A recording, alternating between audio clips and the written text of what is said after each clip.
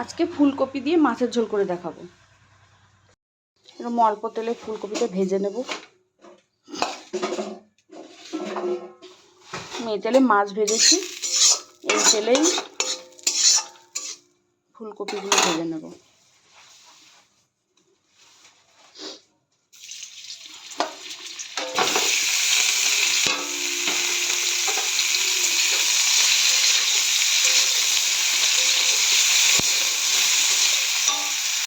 এর মধ্যে একটু লবণও দিয়ে দেবো, একটু লবণ দিয়ে দেবো।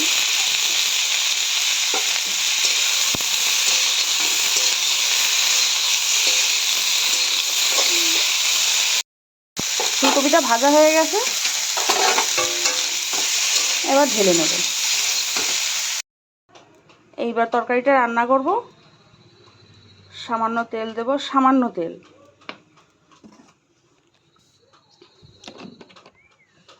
যতটা কম তেলে রান্না করা যায় চেষ্টা করব। জিরে ফোড়ন দেব,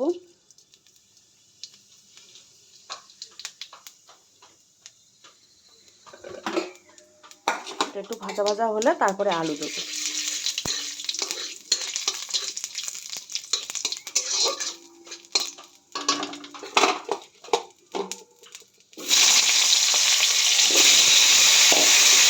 এবার এটা ভেজে নেব। আলুটা ভাজা ভাজা হয়ে গেছে, এবার এই মশলাগুলো আমি দিয়ে দেবো। এই টক দই ফেটিয়ে রেখেছি, এর মধ্যে জিরে আদা বাটা আছে, জিরে আদা বাটা, লবণ, হলুদ আর এই টমেটো, এইগুলো আমি দিয়ে দেবো।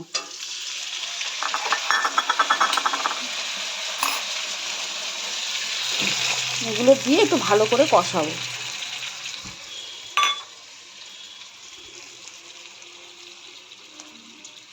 এগুলো দিয়ে ভালো করে কষিয়ে নেব। এবার ভালো করে মশলাগুলো দিয়ে কষিয়ে নেব। এবার ফুলকপিগুলো দিয়ে দেবো। কষানো হয়ে গেছে, এবার ফুলকপিগুলো দিয়ে দেবো। এবার পরিমাণ মতো জল দিয়ে দেবো।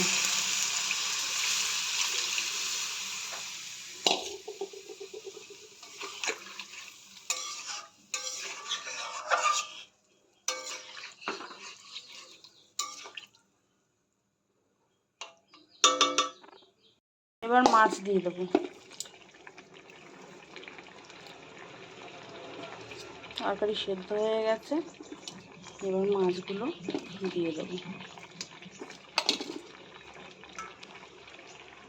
তাই হয়ে এসছে, এবার গরম মশলা দেবো।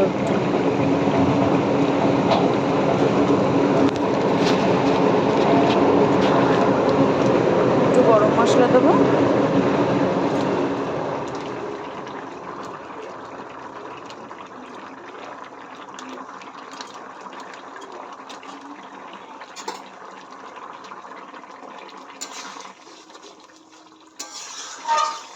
মাছগুলো তুলে নিয়েছি আমি আগে, মাছগুলো সেদ্ধ হয়ে গেছিলো একদম।